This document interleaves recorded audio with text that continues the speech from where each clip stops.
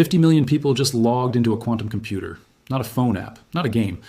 An actual quantum computer sitting in a lab in China, and the West doesn't have anything close to matching that number. While American companies were busy chasing headlines about qubit counts and press conference milestones, China quietly built something far more dangerous to the West's tech dominance. They built scale. And scale, not raw specs, is usually what decides who wins a technology race in the long run. Let's talk numbers, because the numbers here are almost hard to believe. China Telecom's quantum cloud platform called Tianyan has logged more than 37 million visits from users in over 60 countries.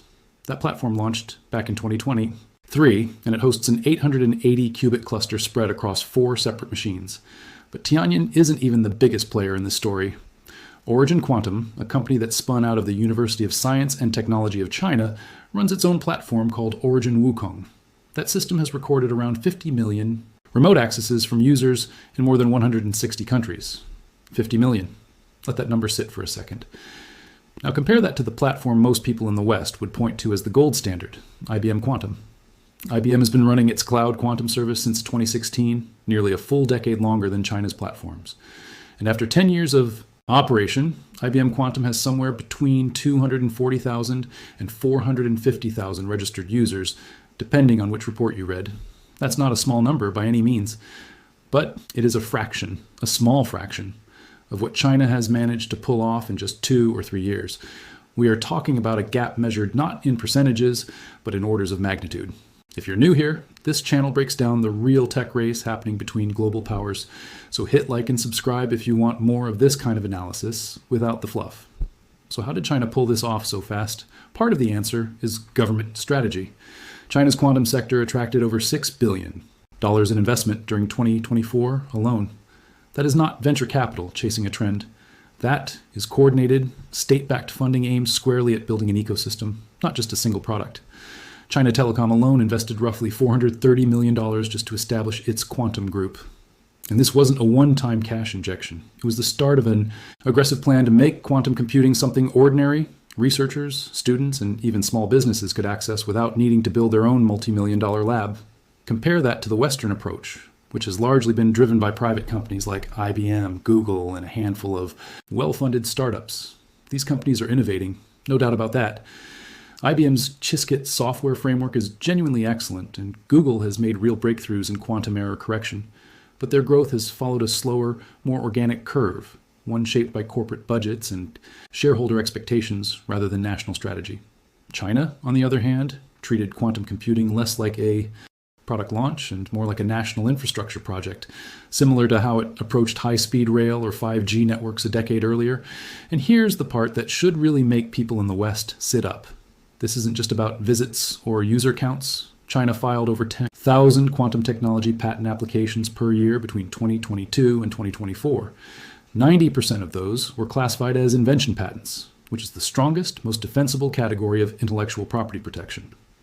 China now accounts for more than half of all quantum technology patent filings on the entire planet. Half. One country holds more quantum patents than every other country on Earth combined. This is where the story shifts from impressive to genuinely concerning for Western policymakers. Patents aren't just paperwork. They represent ownership over the building blocks of a technology that many experts believe will eventually break modern encryption, revolutionize drug discovery, and reshape financial modeling. If China owns the foundational patents, every company in the world that wants to build on quantum technology may eventually have to license that intellectual property from Chinese entities. That is a position of extraordinary long-term leverage, and it did not happen by accident. Let's go back to the hardware for a second, because the chips themselves tell an equally compelling story. In late 2024, China unveiled the Tianyan 504, a 504-qubit quantum computer built around a chip called Xiaohong. This set a domestic record for qubit count in a superconducting chip. But the more important detail isn't the raw qubit number, it's what happened next. That machine was immediately folded into the Tianyan cloud platform, making it accessible to researchers and businesses around the world within weeks of its unveiling. There was no long gap between breakthrough and deployment. China has clearly optimized for speed between lab success and public access, and that speed is a competitive advantage all on its own. Meanwhile, in October of 2025, China opened an entirely new superconducting quantum computer for full commercial use, one built with 105 readable qubits and 182 couplers. According to reporting from China Daily, this machine can complete quantum random circuit sampling tasks a quadrillion times faster than the most powerful classical supercomputer on Earth. Whether or not that exact multiplier holds up to independent scrutiny, the direction of travel is unmistakable. China isn't just building bigger machines, it's building an entire pipeline designed to turn lab breakthroughs into globally accessible commercial products, and it's doing it fast. There's also a geopolitical layer here that's impossible to ignore. Part of China's quantum strategy includes exporting hardware directly to other countries. One neutral atom quantum computer was reportedly sold to a subsidiary of China Mobile, and another unit was exported to Pakistan in a deal worth more than 40 million yuan. That means China isn't just building quantum capability for domestic use, it's positioning itself as a global exporter of quantum infrastructure, the same way it became a dominant exporter of telecom equipment and renewable energy technology over the past 2 decades. If that pattern repeats in quantum computing, countries without their own domestic quantum programs may end up depending on Chinese hardware and Chinese cloud platforms by default. Now, to be fair, raw user numbers don't automatically equal technological superiority.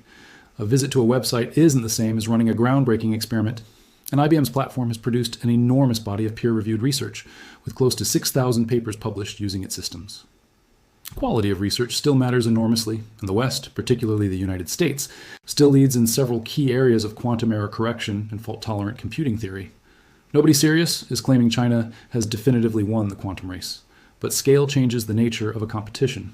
When 50 million people across 160 countries have touched a Chinese quantum platform, China isn't just building technology anymore, it's building a global user base, a global developer ecosystem, and a global familiarity with its tools and its standards. And that last point, standards, might be the most important one of all. Whoever ends up with the largest developer base often ends up setting the technical standards that the rest of the industry eventually adopts, simply because that's where the talent, the tutorials, and the third-party tools all accumulate over time. If millions of students and researchers around the world are learning quantum programming through a Chinese platform instead of an American one, China isn't just winning today's user numbers, it's shaping who becomes fluent in quantum computing for the next generation of engineers. That is an advantage that compounds over time in ways that are much harder to reverse than a simple hardware gap ever could be. If you're enjoying this kind of deep dive into the global tech race, do me a favor and hit that subscribe button, because this channel covers stories exactly like this one every single week, and you really don't want to miss the next one. So where does that leave the West? Honestly, in a position that should feel uncomfortable. The United States still has world-class research institutions, brilliant engineers, and companies like IBM and Google that remain technically formidable in almost every measurable way. But the accessibility gap, the sheer number of people who have hands-on experience with a working quantum platform, has quietly tilted in China's favor, and most people outside the industry have no idea this shift has already happened. Western governments have started responding, with increased funding announcements and national quantum initiatives popping up across the United States and Europe. But funding announcements take years to translate into working infrastructure, and China already has that infrastructure running today, serving tens of millions of users right now, not in some future roadmap. It's also worth noting that quantum computing platforms are only one piece of China's broader quantum push. China Telecom. Quantum Group has also built out a quantum key distribution network, essentially a super secure communication system based on quantum physics rather than traditional encryption. That network alone now serves more than 5.5 million users and works with roughly 3,000 different service providers, spanning everything from public administration to emergency response to financial services. Layer that on top of the quantum computing cloud numbers, and you start to see a much bigger picture. China isn't building one flashy quantum product. It's building an entire quantum stack, computing, communication, and security, all at the same time and all designed to work together. Other major Chinese tech companies are quietly reinforcing this ecosystem too. Alibaba partnered with the Chinese Academy of Sciences years ago to establish a joint quantum computing lab, committing millions of dollars over a 5-year stretch. Baidu and Tencent have both invested in their own quantum research divisions, feeding talent and tools back into the broader national scale quantum cloud cluster as well, adding yet another access point for researchers who want hands-on time with real quantum hardware. None of these efforts exist in isolation. They all feed into the same national strategy, and that coordination is exactly what's missing from the more fragmented, competition-driven approach in the West. Let's also talk about growth trajectory for a second, because the speed of China's climb is arguably more important than the current snapshot. Back in December of 2024, the Tianyan platform had logged around 12 million visits from users in 50 countries. By early 2026, just about a year later, that number had already tripled to over 37 million visits from users in more than 60 countries. That is not slow, steady growth. That is explosive, compounding adoption, the kind of curve you typically only see when a platform hits genuine product market fit at a national scale. If that growth rate continues anywhere close to its current pace, the gap between China's quantum cloud reach and the West's is not going to shrink over the next few years. It is going to widen. Meanwhile, the commercial side of this story is heating up just as fast. Quantum C-Tech, one of the key hardware partners behind the Tianyan platform, reported operating revenue growth of over 22% year over year, with its research and development spending climbing right alongside it. That's a signal that this isn't just a government-funded science project running on subsidies. Real commercial revenue is starting to flow through these platforms, which means private capital and international customers are beginning to treat Chinese quantum infrastructure as a legitimate, paying business, not just a research curiosity. There's a broader lesson buried inside this story, too, one that goes beyond quantum computing specifically. Technological leadership in the 21st century isn't only about who publishes the most impressive research paper or who hits a symbolic qubit milestone first. It's about who builds the infrastructure that the rest of the world actually ends up using. China understood this with telecom equipment. It understood this with electric vehicles and battery technology. And now it's applying that exact same playbook to quantum computing, building accessible, exportable, scalable infrastructure, while competitors are still debating theoretical roadmaps in committee rooms. Whether the West can close that accessibility gap before quantum computing matures into a mainstream commercial technology may end up being one of the defining technology questions of the next decade. The race isn't over yet, but right now, in terms of raw global reach, China isn't just ahead of everyone else. It's not particularly close. There's one more angle worth sitting with before we wrap this up, and it's the timing. China didn't build this scale over 20 years of steady progress. Most of these numbers, the tens of millions of visits, the patent dominance, the commercial rollouts, happened within roughly the last 3 years. That kind of acceleration is rare in deep technology fields, where breakthroughs usually take a decade or more to reach any kind of public scale. It suggests China isn't just catching up to the West in quantum computing. In terms of public access and global reach, it may have already lapped it. And once an ecosystem reaches this kind of critical mass, with tens of millions of users already familiar with the tools, the documentation, and the workflow, it becomes exponentially harder for a competitor to pull developers away, no matter how good their hardware eventually becomes. That's really the core of the story here. Quantum computing was supposed to be America's game to lose, built on decades of research from places like IBM, Google, and top American universities. But while the West was optimizing for headline qubit counts and flashy demonstrations, China was quietly optimizing for something much harder to reverse: global reach. 50 million users is not a vanity metric. It's a foundation. And foundations, once poured, are extremely difficult to dig up and pour somewhere else. So the next time someone tells you the quantum computing race is still wide open, ask them one simple question.